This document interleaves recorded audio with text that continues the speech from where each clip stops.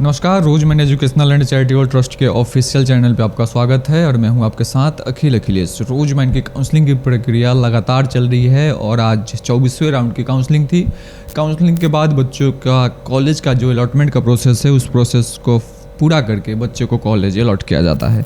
दो छात्र हमारे साथ जुड़ गए हैं, हम इनसे बात करेंगे और जानेंगे रोजमैन ट्रस्ट को कैसे जानते हैं, रोजमैन ट्रस्ट से जुड़ने के बाद अब तक इनका क्या अनुभव रहा है, काउंसलिंग का क्या अनुभव है, सारी चीज़ों पे बारी बारी से बातें होंगी। क्या नाम है सर आपका और कहाँ से हैं? मैं अंकित कुमार हूँ, नवादा ज़िला से। नवादा ज़िला से।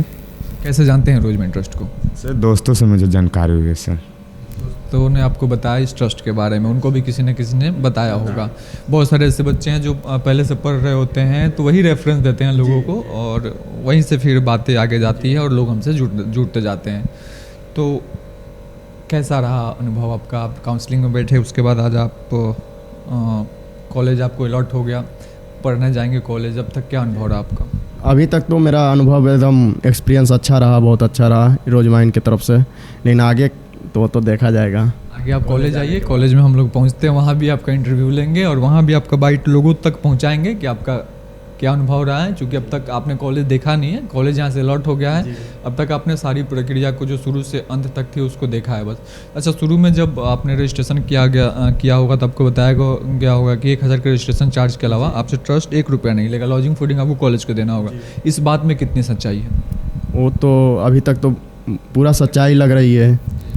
आप सर किस कोर्स के लिए एडमिशन आपका हुआ है? हम सर बीएससी नर्सिंग के लिए sir, BSc nursing Malwa college हमको अलाउ। बीएससी नर्सिंग देखा जाए कोरोना के बाद, कोविड के बाद डिमांडिंग कोर्सों में से एक है। तो इससे पहले आपने कहीं कोर्स नर्सिंग के लिए फ़ी स्ट्रक्चर पता किया था, क्या फ़ी लग रही है? ये सर मैंने सर बहुत सारे कॉलेजेस में सर फ़ी स्ट्रक्चर पता किए। जैसे भुवनेश्वर में एक इंस्टीट्यूट है, उसका कलिंगा नाम है, उसके मुझे बताया 8-10 लाख रुपए के आसपास। तो मुझे 4 साल के लिए तो लॉजिंग फूडिंग सब कुछ इंक्लूड 10 लाख ना? 10 लाख पूरा।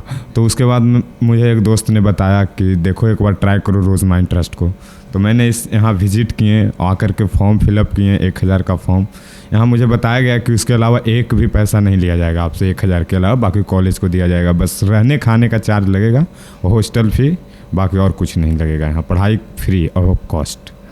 तो 1000 के रजिस्ट्रेशन चार्ज में आपको बीएससी नर्सिंग का सीट अलॉट किया गया? Yes sir. कॉलेज आपका आईएनसी अप्रूव्ड है? यस सर, मैंने चेक भी किया सर। आईएनसी की लिस्ट में है? आईएनसी की लिस्ट में है सर, और बहुत पहले से आईएनसी की लिस्ट में, कभी रद्द ही नहीं इसका आईएनसी हुआ सर। अच्छा, एक चीज़ बताइएगा, रोजमैन ट्रस्ट से जुड़ने के बाद 1000 के रजिस्ट्रेशन के बाद आपको कितने लाख का फ़ायदा नज़र आ रहा है?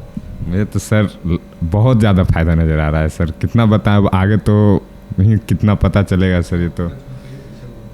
ये तो सर लगभग से मुझे सर टोटल खर्च अभी तो मिला करके मुझे रहने खाने का 6 लाख, तो मतलब समझ जाइए कि सर मुझे 6 लाख का तो फ़ायदा हो चुका है।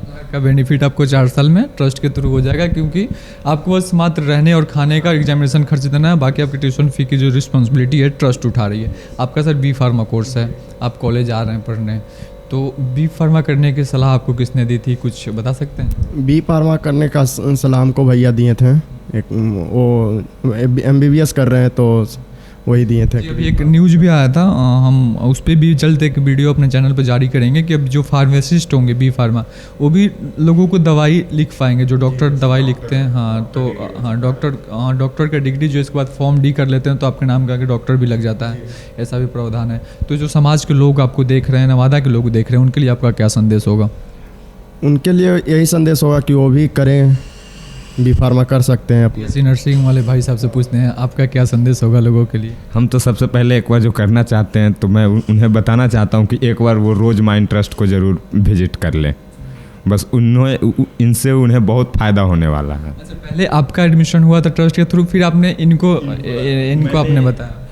मैंने मेरे एडमिशन होने के बाद मैंने लगभग 2-4 दोस्तों का एडमिशन करा चुका, ये शायद 5वां है। क्या बात है। देखिए, ऐसे ही जो एक जागरूक जो नागरिक होते हैं, जिनको फिक्र होती है अपने समाज की, वे कहीं ना कहीं एक अच्छी मुहिम को, अच्छे पैगाम को जो है लोगों तक पहुंचाते हैं। कई बार क्या होता है, आप देखे होंगे बच्चे जो है ना काउंसलिंग में बैठते हैं तो अपने फ़ोटो क्लिक कराने से शर्माते हैं, अपने चेहरा ढक लेते हैं। यह वीडियो रिकॉर्ड करने से घबराते हैं कि लोगों को पता चल जाएगा कि ये ट्रस्ट के थ्रू पढ़ रहा है, लेकिन आप काबिल तारीफ़ आपका काम है कि आपने हिम्मत करके लोगों को इसके बारे में जानकारी दी। इसके लिए ट्रस्ट की तरफ से, पूरी टीम की तरफ से मैं आपका शुक्रिया आभार करता हूँ।